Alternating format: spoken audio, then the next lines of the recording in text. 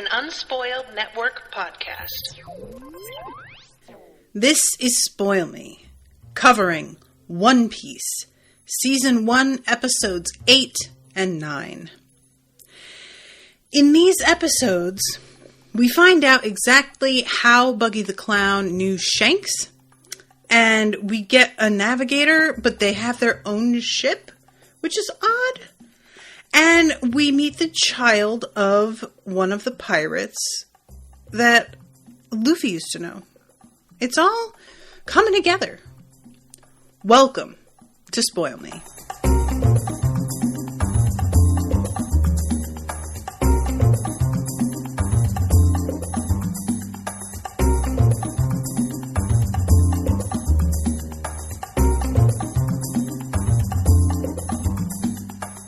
Welcome to the show, everyone. I am Natasha. Thank you very much to Florian for commissioning this episode. So this one was like a bit surprising to me. And honestly, I love this so much. Okay, so while I'm explaining my reason for this, y'all know that I think a lot of us are feeling this way. I have sort of OD'd on the whole, there's a really valid reason why this villain is behaving this way. It just seems like we always try to justify why somebody's a piece of shit lately, and it just gets sort of tedious to feel like we're constantly excusing bad behavior or, look, there's two sides to stories or whatever. And I really was like, I thought that's what we were going to get a little bit with Buggy the Clown. And instead, we get him telling a story about how this guy is his enemy and somebody that he's more angry at than anyone he has ever been angry at in his life. And he proceeds to tell this story about what happened. And all of it is not Shanks's fault at all. Not even a little bit his fault. And I really love this because I kept waiting. I really did. I kept waiting for there to be something that Shanks did particularly wrong. And instead, we just have this like sort of floppy fish ending where it turns out this guy that you think is going to have a legitimate reason to hate Shanks tells you that Shanks actually saved his life. And of course, that's our takeaway. We're just, I really enjoyed it. And what this reminded me of, how many of y'all have watched Moonstruck, the film with Cher and Nicolas Cage? Because I love that movie. I love it so much. And one of my favorite moments in this, and those of you who don't know this movie, what it is basically, I'm going to spoil it, and go watch it anyway. It's worth it, I promise. The whole thing is that she is about to marry this one guy who she doesn't love. And she's like very open about the fact that she doesn't love him, but she's meant to get married, and it's just the smart, economical thing to do. And it's fine. It's a transaction, and that she's very practical, and she seems very fine with the idea of never actually falling in love. And she goes to like his brother's business for some reason and meets his brother, who is missing a hand. And he obviously hates the man that she's about to marry, his brother. And she's like, why do you hate him so much? The man she's going to marry is named Johnny. And he says, let me tell you a little story. And you get set to hear about what a piece of shit Johnny is, what he did to this guy. And he tells a story about how Johnny came in to get some bread because he works in a bakery, and how he grabbed this loaf of bread to put it in the slicer, and his hand got stuck, and he lost his hand. That's it. And Cher is, like all of us, sort of waiting for, like, what did Johnny do, though? And she realizes that's it. That's the whole story. And she says, but that wasn't Johnny's fault. And he loses it and says, I ain't no freaking monument to justice. I lost my hand. I lost my bride. Johnny has his hand. Johnny has his bride. You want me to take my heartache, put it away, and forget? One of the best monologues in film history, in my opinion. He's basically like, no, it's not his fault. I don't fucking care. Fuck that guy forever. I hate him. I'm never going to stop hating him. I don't know what you think telling me it's not his fault is going to do, but guess what? That's it. That's it. That's how I feel. And that's kind of the energy that Buggy has in this scene, where he's, you know, Luffy, understandably, is like, sounds like he saved your life because you did something real stupid. And he's like, that's not what I meant for you to... And it's super... I just love it. I love that the show was like, okay, we're going to have you get real interested. Make it sound like maybe Shanks did something fucked up. Maybe this villain has a reason to be a villain. And then we're going to tell you, nah, this villain just was acting like a villain would because he's very selfish and he sucks and also he's stupid. And he fucked up, like, pretty much on his own. Luffy is like, you know, listening to this story. It's just that Shanks happened to be around. And so I blame him for this thing going wrong. I am here for it. I find this really funny. I appreciate these writers so much for having it be something that's like super duper not Shanks' fault. I'm just about it. I love this. It's so funny to me. Also, we need to talk about the fact... I don't know why, you guys, because as I look at this, I realize it doesn't really make sense. But I definitely thought that the chop fruit he ate, the devil fruit, was what gave him his weird clown nose. I just totally thought that's what happened. Like, it didn't even occur to me to think that was just the nose that he had as a person. And it turns out that's just the nose that he had as a person. And I cannot... I mean, the fact that he wasn't already called Buggy the Clown is really surprising, because one would think that would be the thing already. Unless maybe he was and we just don't hear it in this episode. But of course, the chop fruit didn't give him this nose, because what does a chop... Like, the chop superpower has nothing to do with clowns or a nose. So why would... I mean, that's not to say that these fruits can't do whatever the fuck they want, because clearly these writers are just going to do whatever the fuck they want. But there's no real, like... I mean, in terms of Luffy, for example, Luffy stretches. But there's no outward indicator that he's stretchy. There's nothing about him that would tip you off. It is a surprise to everybody when it turns out that he can stretch the way that he does. So... It's, I don't really know why I thought that was the thing with Buggy, except that it just doesn't make sense that his nose would ever be like that. That said, we meet this other dude later. I can't remember his name, but the liar with the long nose. And he has that really long nose and really weird lips. And evidently, that's just how he looks. So I have to keep in mind that this show is okay with making people look super, super weird. And not necessarily, like, read much into that. It doesn't necessarily mean anything, you know? Usopp. Thank you, Florian. So anyway, yeah, that whole thing, like, and we get through it, like, pretty quick, this story from Buggy's perspective, which I thought that it was going to take the whole episode to get through it, and it really doesn't. We just have... So what happens is we see him talking to Shanks, and it's like... It's a weird relationship because I thought we were going to find out the two of them were like best buds, and something happened as a falling out between the two of them, and now there's a rivalry, even though they used to be really good friends.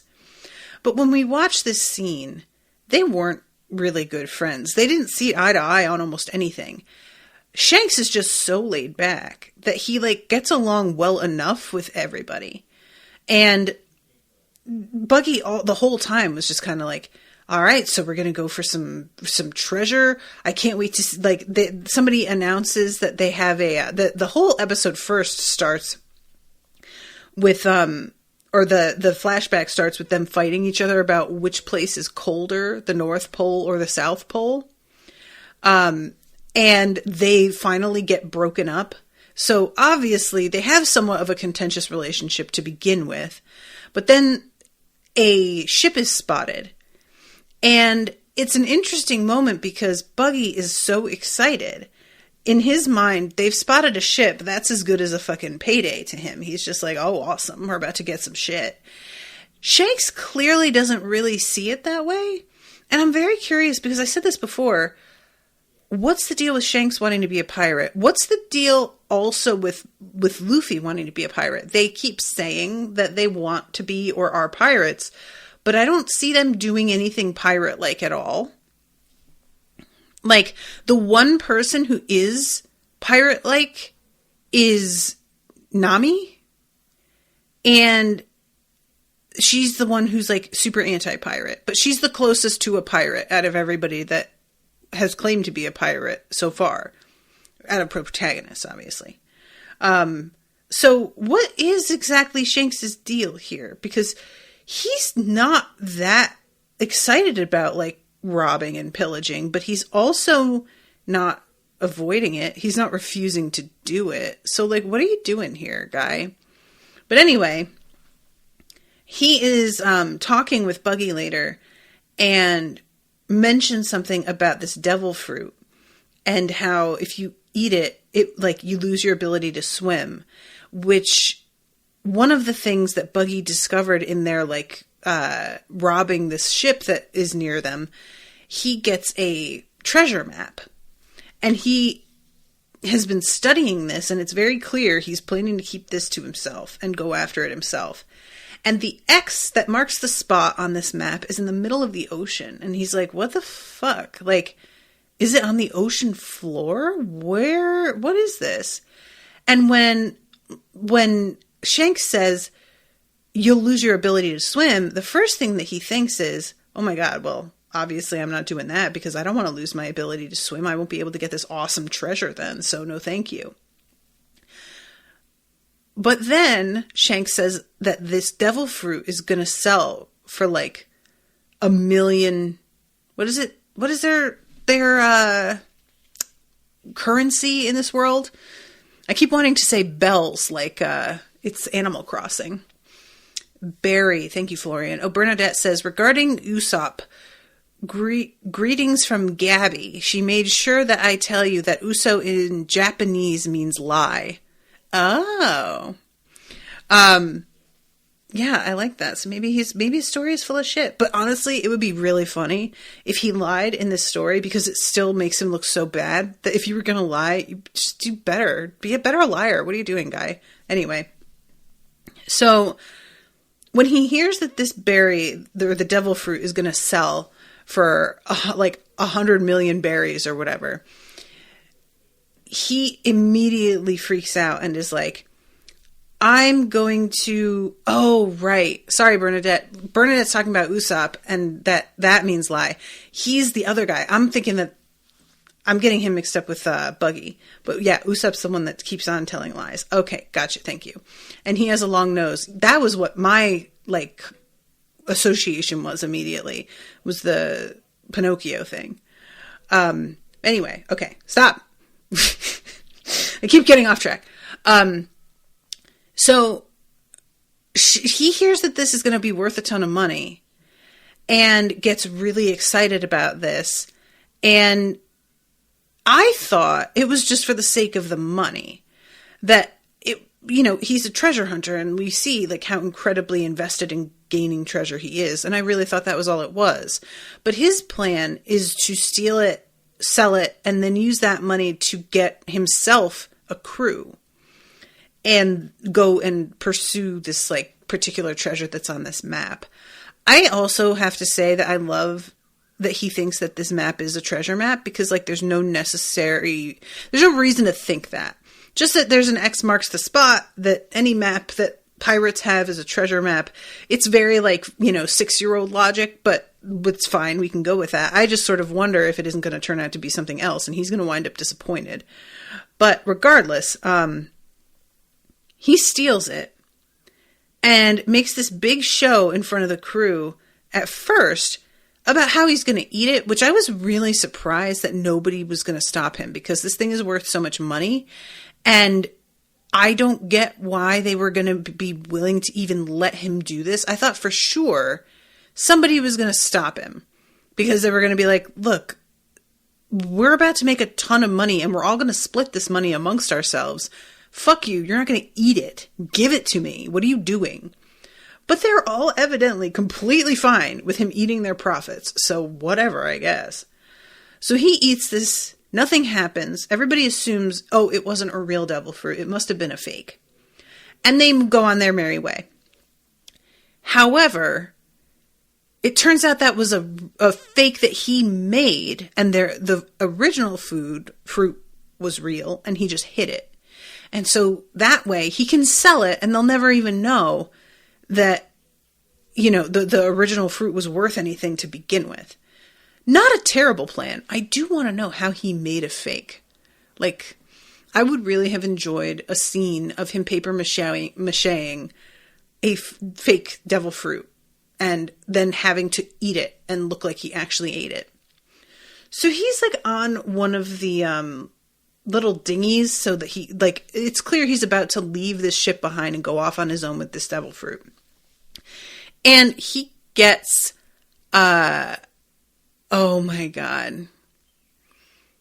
Kyle just says a counter fruit.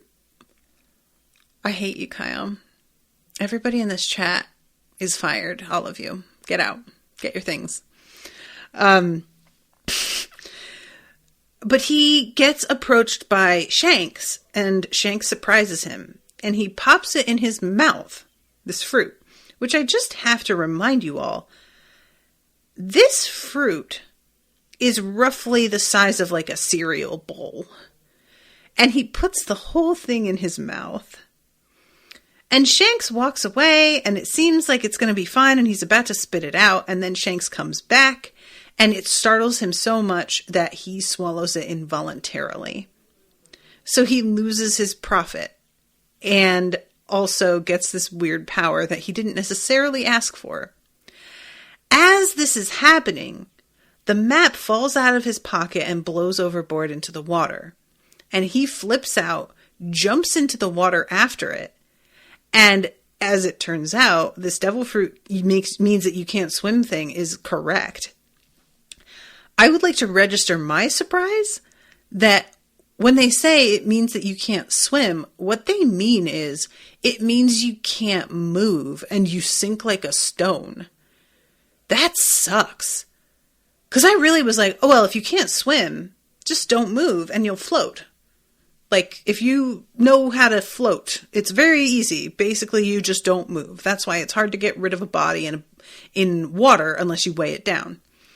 So, personally, the whole, well, you won't be able to swim thing didn't bother me too much, because there's just ways around that. But evidently, it doesn't work the way that I thought. And it means, oh, no, the devil fruit's going to drown you, essentially. So that's when Shanks jumps in and saves him. And that is, of course, what Luffy takes away from the story. It's like, oh, so you were a piece of shit who stole, and Shanks was very supportive of you, despite the fact that you see things really differently, and encouraged you to go off on your own, and then saved your life. Cool. And I personally am like, that's exactly correct. Luffy is right. And this dude is like just pathetic. And it's super pathetic. But also, I really enjoyed it, as I said. Florian asks, what do you think about that? Is it a good power balance?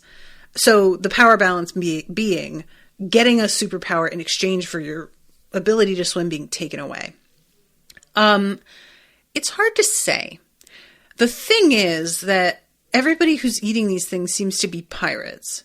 So I would really feel like that's not a good power exchange if you are in that profession. I feel like being able to swim feels pretty fucking key. However, I do think that, like, I mean, you know what I'm curious about? Let's say, because, like, what we find out, basically, is that Buggy decides to stick to the land and steal all the treasure on land that he can, because now whatever was on that treasure map is out of his reach. He is certain that what that X in the ocean meant was, it's at the bottom of the ocean. I sort of wonder if it's not that, like, that whirlpool that we saw in the first episode, but I don't know. So he's going to stay mostly to land, stealing on land. He's a much more settled pirate than the others that we have seen. If Buggy were to jump in the water right now, and he's used his chop chop power to split into parts, would those parts float? Would that help at all? He can control the parts' movement, which is very key.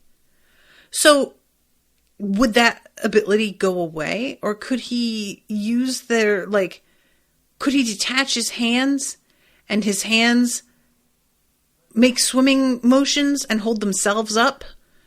Like, the power that it gives him, is it still valid, or does being dunked in water completely not only make you unable to swim, but neutralize the power that the devil fruit gave you to begin with?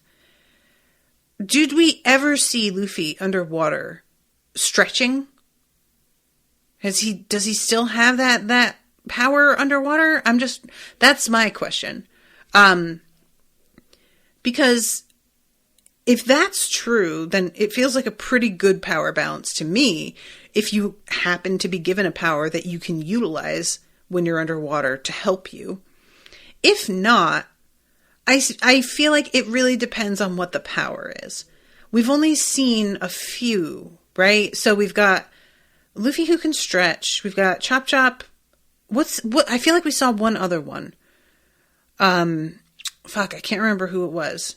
We don't really know what the deal is with Zoro, to be fair, because, like, he's surviving some shit that he probably shouldn't be.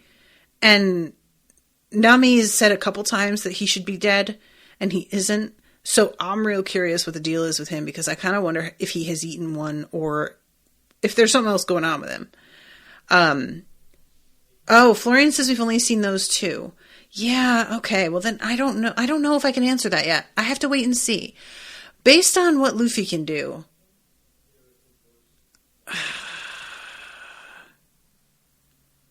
because he wants to be a pirate, I don't feel like it is. That said, it's saved his life 1,000,000 times now. So maybe it is. It's hard to tell. Because, like, Luffy, when somebody shoots at his friends, he basically just turns into a giant, like, trampoline and bounces the bullets back. Could he inflate himself like a balloon and just float on the top of the water? Because that would be pretty good. That would make up for it.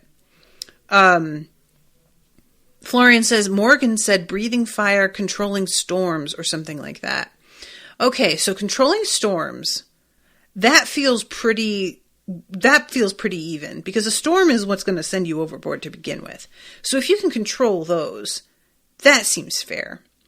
Breathing fire is one of those things that it's like an ability that's brought up a lot in, like, hypotheticals, because it sounds badass and dragons do it, so it must be really cool. But I don't see the practical applications of breathing fire very much.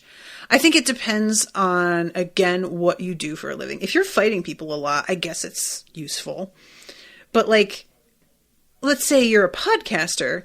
If I could breathe fire, that's not really anything for me. Like, it's not super helpful.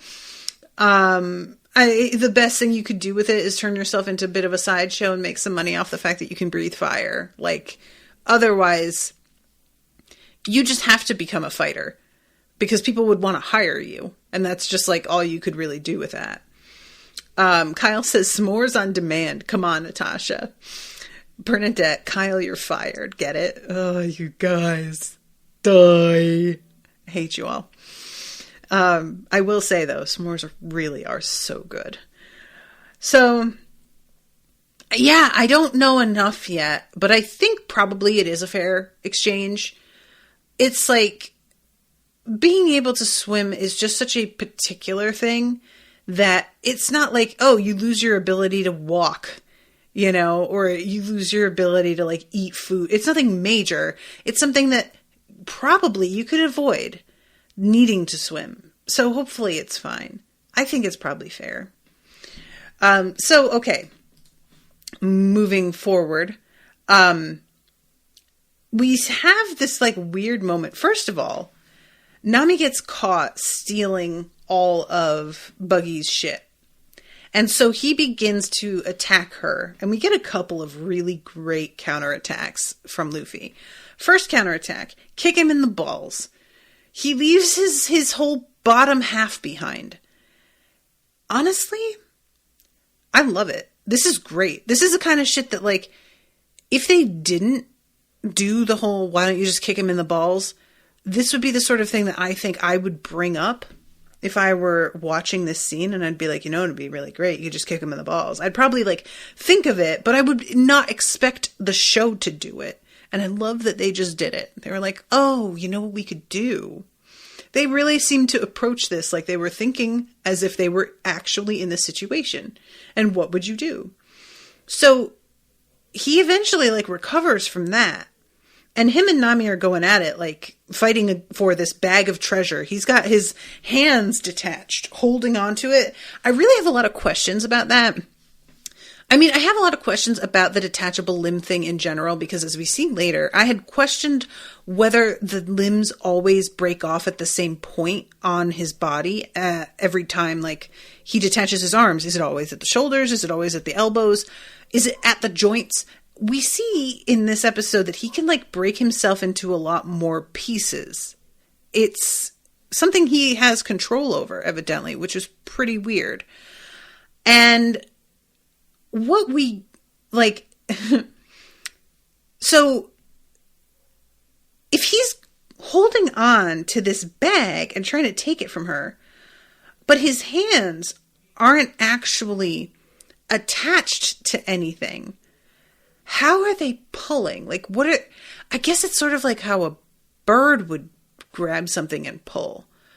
They're just, like, beating their wings that's the thing I think is that his hands don't really have an action that indicates, like, a counterbalance of force. So I'm just like, how are you holding on to this, dude? But he can. And at that point, Luffy grabs his bottom half again. He cuts his, like, bottom half in more pieces to get away from Luffy, but Luffy's still got one of his feet. And Luffy pulls Buggy's shoe and sock off and begins tickling his foot. I love that this is not a violent attack necessarily. Like, it could be. He could break his toes, and this would very much distract Buggy.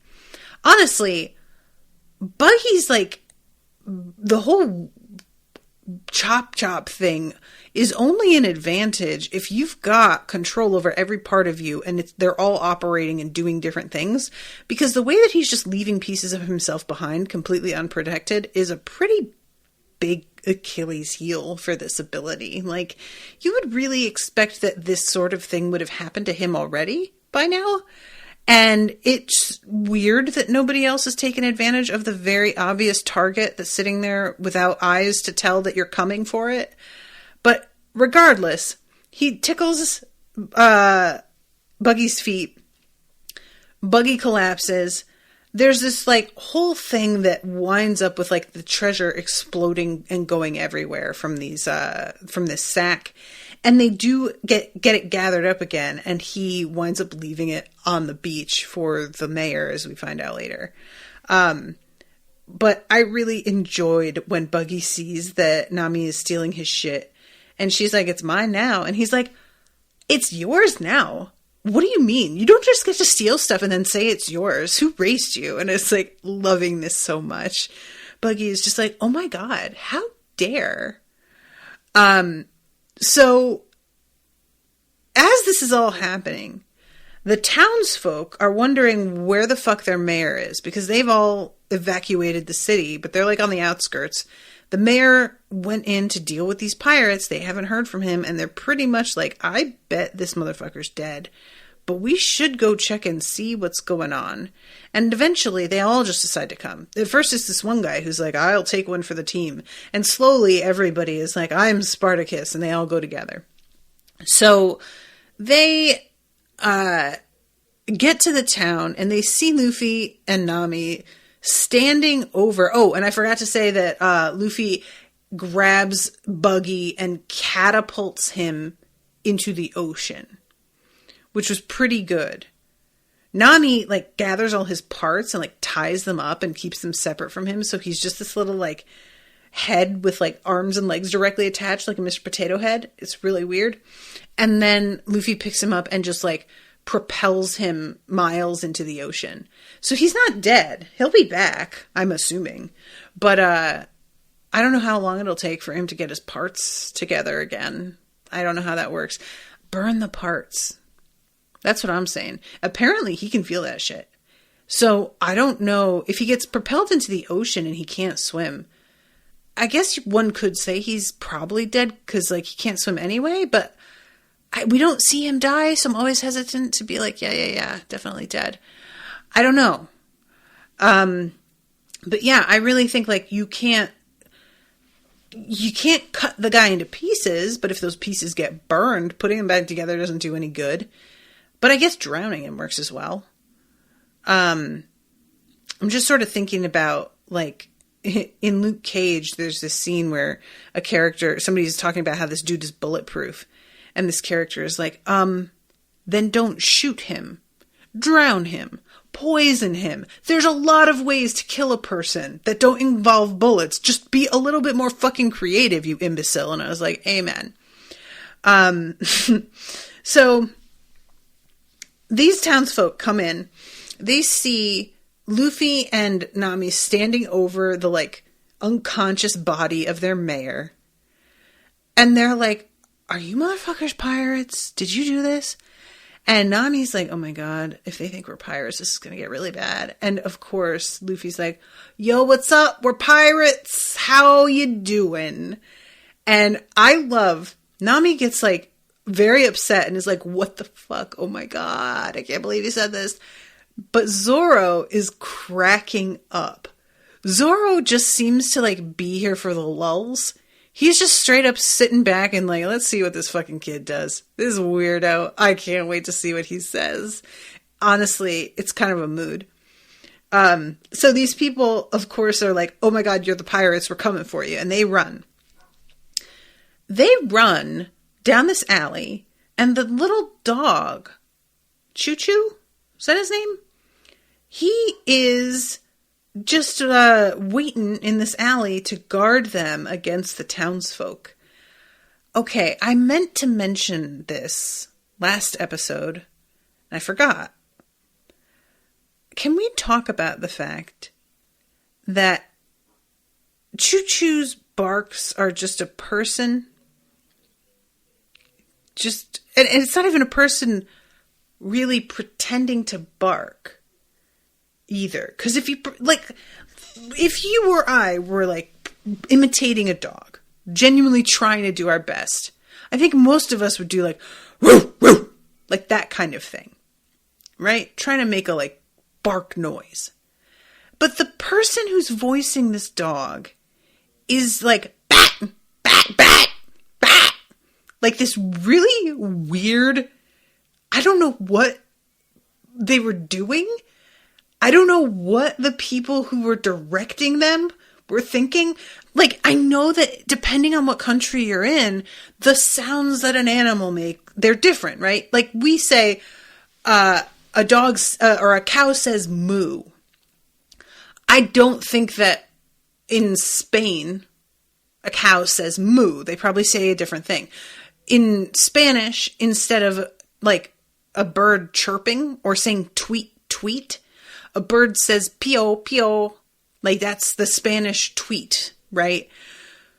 Is the like word for what song or what sound a dog makes in Japanese bat bat? Is that like why this person is doing it this way? Because it's really like distracting to me. We're supposed to think that he's really tough, but he just sounds like a random person. He just sounds like some dude who's drunk. Like, this is really it. Bat, bat, bat, bat, bat. I was like, what is this, though? It was very, very, like, it took me out of the moment. I really wanted to just cheer because this dog, like, I really like the dog's story last episode. I like that the dog's sticking up for them and is like on their side now. I have been wanting the dog to sort of like join the crew and be part of the thing. And now I'm like really glad that the dog isn't coming with them because I couldn't take that. I couldn't do it. If he just kept turning up and he kept sounding like this, it was just, I couldn't do it. So anyway, everybody's laughing at me. It's just, that's what it sounds like. I don't know why you wouldn't just like get a dog sound effect. You know, you don't even need a person that does good barking noises. Just get a fucking clip of a dog barking. Like, just do that. What? Bernadette says, I need to Google this shit. Turns out Japanese dogs sound like this. Wan wan. Wan wan. I mean, we say that dogs bark, but when you look at like what a dog in like a cartoon for kids, if they have it like in a book, it'll often say bow wow. And let's be honest, wan wan isn't that much worse than bow wow, because bow wow is nothing. No dog sounds like a bow wow. The best one is ruff ruff, but that doesn't get used as much, weirdly.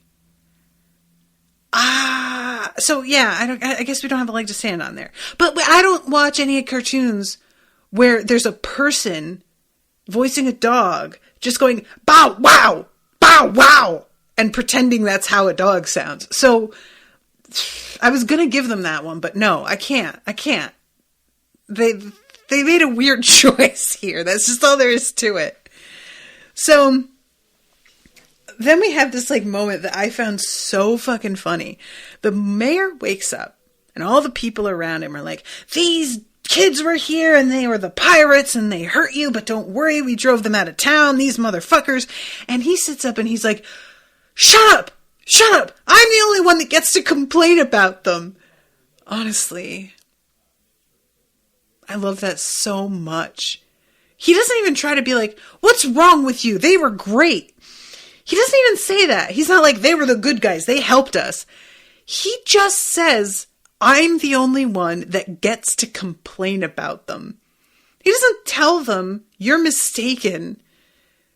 Why did you do that? He doesn't like give them information or reprimand them for leaping to a conclusion. He's just like, I know they ain't shit, but I'm the only one who gets to say that. What? Why is that the way you would say it? But I think we all have relationships where I get to talk about this motherfucker as much as I want, but as soon as you talk to me and you are trying to talk shit about that same person, I am not going to look at you. Like, no, you don't get to say it. So he chases them and they are already on their ships. One of them being Buggy's ship, which Nami stole. I said in the beginning how weird I find it that Nami's got her own ship. And like, personally, I actually really like it because it keeps her from being totally wrapped up in Luffy's crew. It gives her more freedom to like go off and do whatever the fuck she wants. And the fact that she's got Buggy's like sail on it still, or flag, means that it's going to like strike fear into people's hearts, which can probably only be an advantage considering what they're trying to do.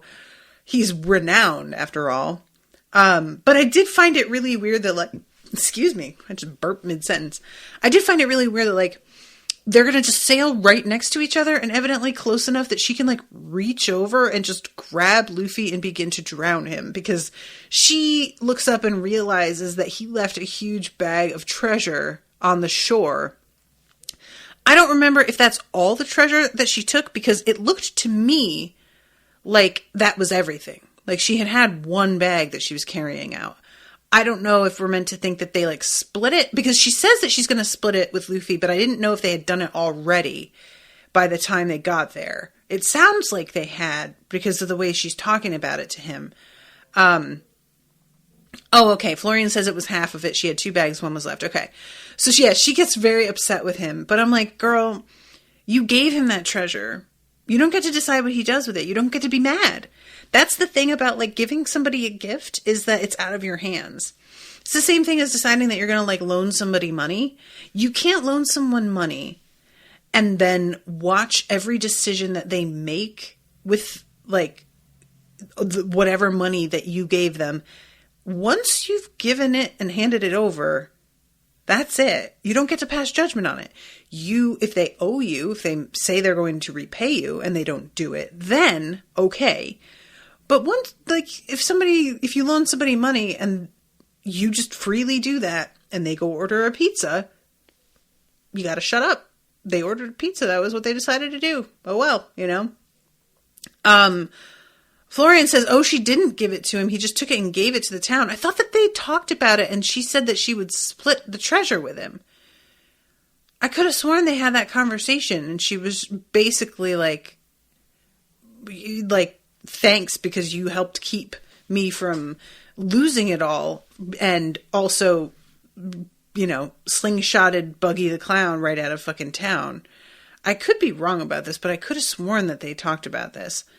Trying to find the moment here because, like, everything is sort of mixed up with when I think that they, yeah, here we go. So she splits it. There sure is a lot. If anything, Buggy does know quality treasure when he sees it. All of this should go for no less than 10 million berries. And she's got it, like, each bag, like, up against her face. She hands him the map to the Grand Line. Maybe that's what I'm thinking of. Maybe that's what I thought, that she was, like, giving him the treasure. Maybe that's what I'm thinking of. Okay. So he just leaves it even though that's her shit. Okay, yeah, that's fucked up. I think that's fair. Now she can drown him. I'm only teaming up with you, just so you know. Always remember that. So the episode ends with the mayor crying with gratefulness and saying, like, these young'uns. And then there's, like, a really weird sudden cut to a person in loose boots. Is this? Oh, it is. Okay. This is when we first see, what's his face? And I didn't realize because I didn't notice his nose the first time, Usopp. But this dude, okay, so how much time do I have left here? Oh, I only have 15 minutes left. My bad. All right, so let's go on to the next one.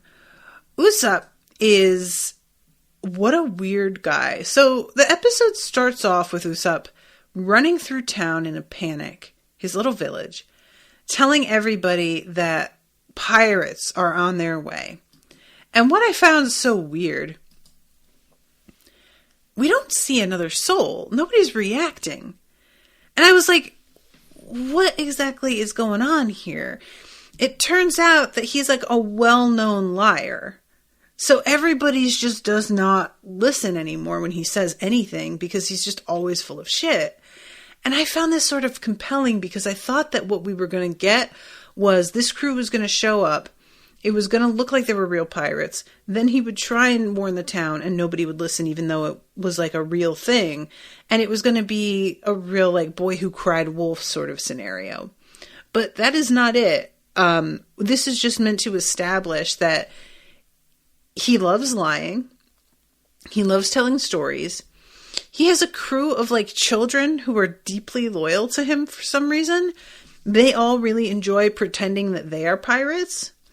And I really love that eventually when Luffy and Zoro and Nami all like come to shore, they have all of these like pirate flags that they put up and begin waving around to make it look like there's more of them than there are. The pirate flags all have faces on them like the mask from Scream, which I found really funny for some reason. Like the skull has the Scream mouth. And it's Nami who is immediately like, oh yeah, this is not anything. Like, first of all, they didn't shoot. They use slingshots. That's not a thing. Second of all, there's all these flags waving, but I really think there's like 3 people up there. And what's so funny is that every time she like posits her theories, they immediately capitulate and are like, yeah, okay, that's definitely what it is. And I'm like, guys, just fucking bluff a little bit longer. But no, they don't. And it turns out that Usopp has a father that Luffy used to know. He was like one of Shanks's crew. There's this moment. So we see a flashback. First of all, this dude gets Luffy's head stuck in a beer glass. I know that this isn't real, but I cannot tell you guys how, like, I felt that being stuck.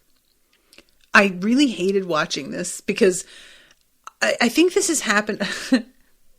So, as a woman with big boobs, I need to wear very tight-fitting sports bras. And I've recently come to the light and just started wearing Anel sports bras, which all clasp up the front. And so it works really easily.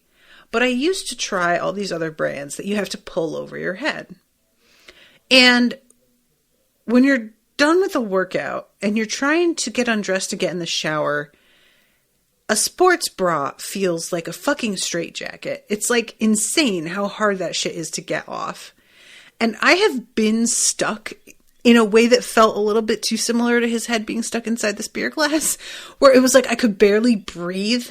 And my face was like pressed against like wet fabric, like I was being waterboarded. And it was so panic inducing.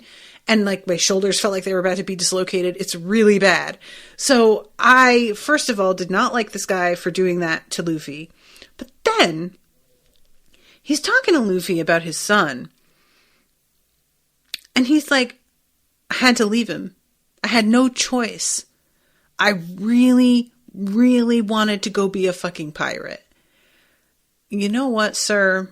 Go to hell. Honestly, go to hell. I hate you. I have no tolerance for any of this kind of BS anymore, you guys. His mom didn't get to opt out. You just decided that you were done? Oh, cool. I hate you. Florian says Yasopp is his name. Thank you. Yasopp is his dad's name, right? Okay. Yeah, Yasopp blows, and I find it, like, a little bit frustrating that when Usopp gets told about his dad, he isn't like, oh, wow, so he just straight up abandoned me. Cool. I wanted there to be a little bit of anger. Instead, his dad is just a straight up hero to him. And we don't see Usopp's mother, so I don't know, like, what stories she's been telling this kid. I know that some parents, they feel like it's really important not to bias their child against one of their parents, so they try not to talk shit about that parent in front of that kid. But, you know, for me, I was sort of waiting for him to be like, wow, so he really didn't have a reason to leave, except that he just felt like it. Cool. But evidently that's that. And they ask him if there's anybody in the town that has, like, the money to help them outfit a ship and, like, get supplies and all this stuff. And he gestures around and is like, you see that there's like 20 houses. It's a really small village. Nobody's got the shit for that. But then they point out this huge mansion at the top of the hill. And they're like, well, what about those people? And he immediately gets really weird and is like, no, you can't talk to them. Oh my God, I gotta go. Bye. And I was like, dude, what are you doing? I still don't really get why he doesn't want them to talk to her. Like, exactly. But regardless, what we see is he has like this opening that's like built into the hedge around the house that he knows how to get through. It's like this block that looks like hedge but isn't. And he climbs up to this window, and there's this girl who earlier we saw her, like, there's a butler, and you guys are going to have to help me with their names, but this butler, he has this thing where he, like, adjusts his glasses with his hand, like, underneath. It's a really weird thing that I sort of like whenever something is done in a way that seems super foreign to me. And then I sort of stop and I'm like, I wonder why I think that's so much weirder than the way that I would expect. Because the way I imagine we're used to seeing people adjust their glasses is either holding the side and just doing that, or the push the center up, which is really, that's like nerd glasses adjustment. That's like a shorthand for us. When somebody pushes their glasses up by the center over the bridge of the nose, that's like, okay, that person's a nerd. Which is really weird when you stop and think about it. That's like a thing that we've just accepted in our culture, that if you do it that way, that means you're a fucking dork. Who decided that? Why? What? Meanwhile, you adjust them like this? Fine. Nothing. Nobody cares. Where did that come from? Anyway, this dude adjusts them with his hand, like at the bottom of his glasses, and I find it so odd. And it's not just the gesture. The way it's illustrated, his hand is bigger than his entire head. When he lifts his hand to adjust his glasses, his head looks tiny. His head is, it looks like his hand is big enough that if you put one on the front and back of his head, his entire head would be wrapped around with his fingers. That's the kind of size weirdness. So every time he does this, I was like, what? Are we meant to be noticing his giant hands? Is that like on purpose? Or is that just a weird thing that they did with the illustration? I can't tell. Florian says, Beauregard is the butler, Kaya is the girl. Thank you. So Kaya, the deal is that she has had depression since her parents died, evidently. Beauregard says that he was tasked with keeping her safe. He doesn't want her to get overexcited with these stories that Usopp is going to tell her because he's prone to exaggeration. And here's your medicine. Don't forget to take it. The medicine he leaves for her looks like a bow. I thought that was weird. Or maybe the medicine is next to the bow and the medicine is the cup of tea. I don't know. I think Beauregard is poisoning Kaya. That's just what I'm going to go with because Beauregard seems mad sinister to me. He has control of this girl who has a bunch of money. I just feel like this man probably also killed her parents. Like, he's probably just a bad man. So, this girl is suffering from depression, and the whole thing with Usopp is that he goes to her house, he climbs this tree and stands outside her window and tells her these really wild stories. And it's really clear that they delight her. This was like kind of sweet because you guys know that I have a soft spot for this concept, being that I get a lot of messages from listeners who say that like the podcast has really helped them through hard times and kept them laughing when they just felt like nothing was making them happy. And so I definitely understand the feeling of wanting to be able to improve somebody's day that's having a really hard time. And this like warmed me to Usopp a lot because previously I was just sort of like, this guy's just a giant liar who like talks a big talk but doesn't back it up. And I don't know how I'm supposed to feel about him. And then this, was revealed and I was like, oh, okay, that's really sweet actually. I can't tell if he's like in love with this girl or if it's like, it's hard to tell on this show how old certain people are supposed to be. The girl feels like she's around the same age as him, and I don't know if that's true or not. And I would sort of like it if he wasn't actually in love with her and it was just, you know, him trying to do something nice. But I wouldn't be surprised if that wound up becoming a thing.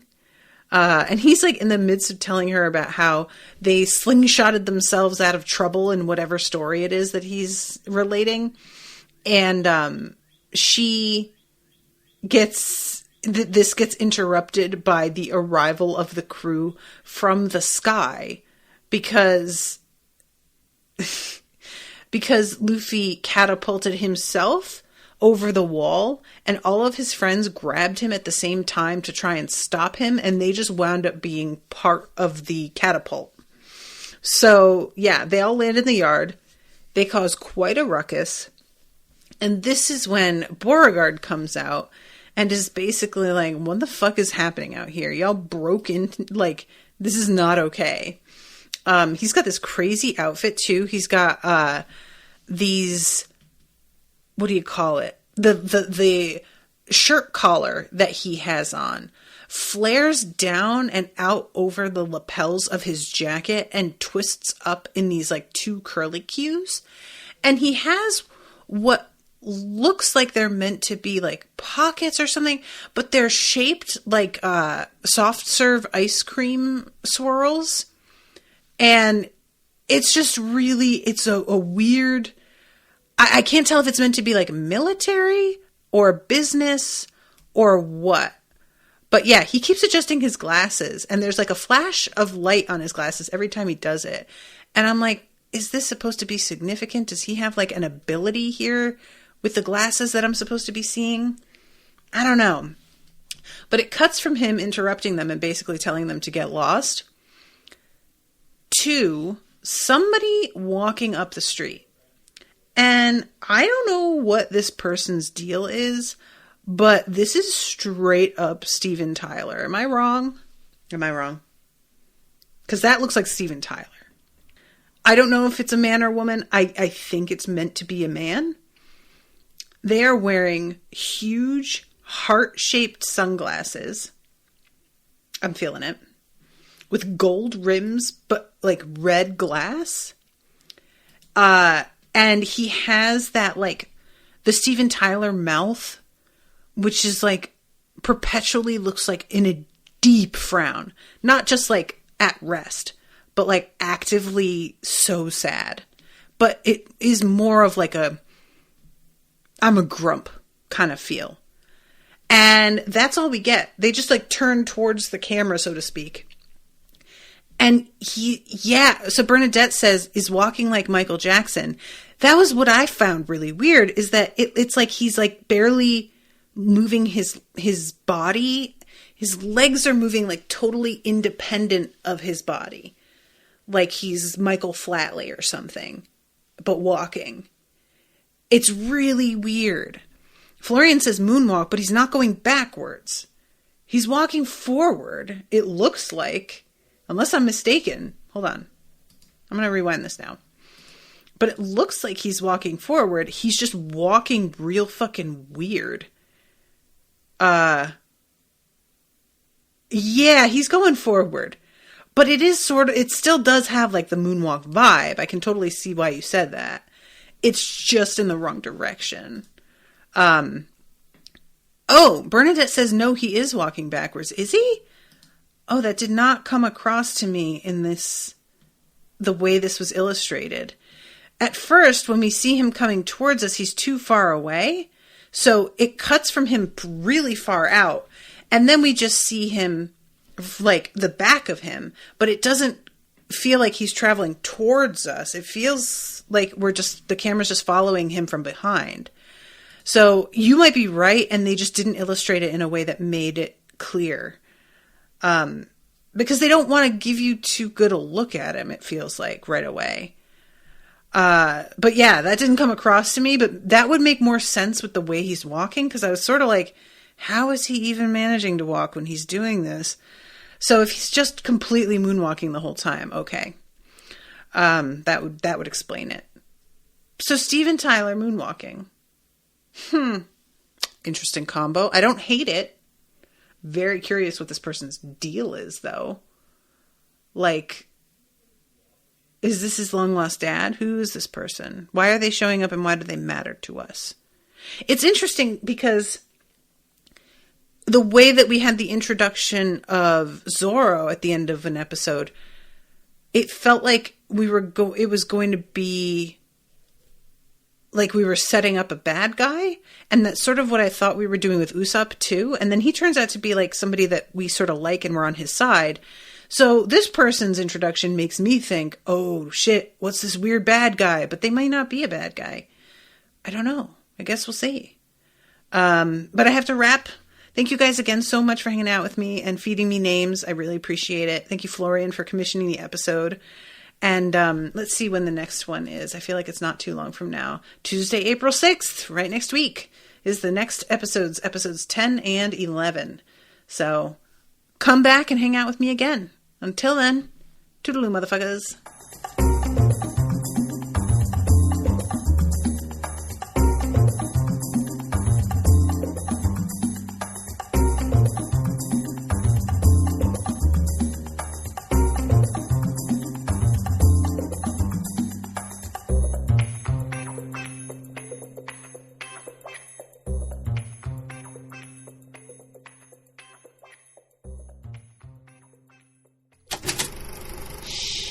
That was an Unspoiled Network podcast.